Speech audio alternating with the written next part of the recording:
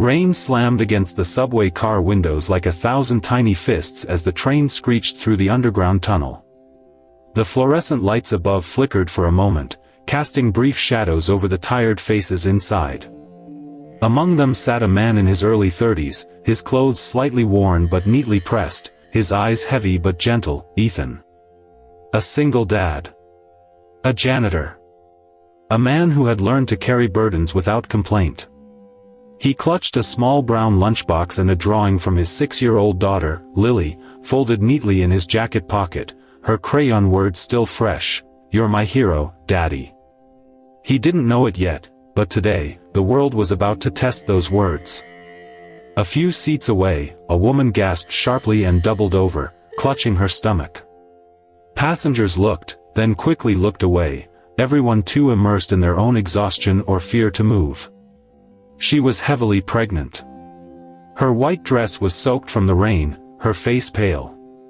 Another contraction hit, and this time she screamed, a sound so raw it silenced the entire car. The train rumbled on, indifferent to the life-or-death moment unfolding inside. Before we go deeper into this story, if you believe in the power of kindness, in second chances, and in the good still left in this world, please take a moment to like this video, comment your thoughts, share it with someone who needs hope, and subscribe to Kindness Corner. Your support helps us bring more life-changing stories like this to the world.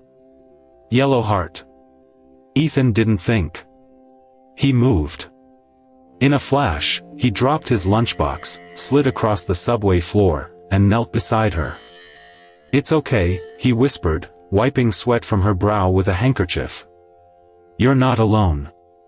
She was panicking, unable to speak clearly, breathing erratically. He gently coached her through the contractions, shielding her from the cold floor with his own jacket. The other passengers watched, some recording, none helping.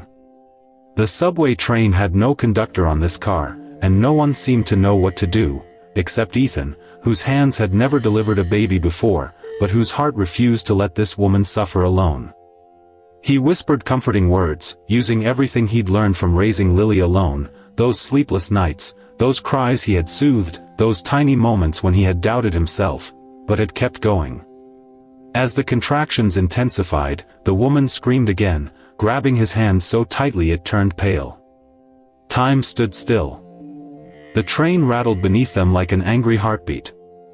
Then, in one powerful, primal moment, a newborn's cry pierced the silence. A healthy baby girl. Ethan held the tiny infant in his arms, trembling.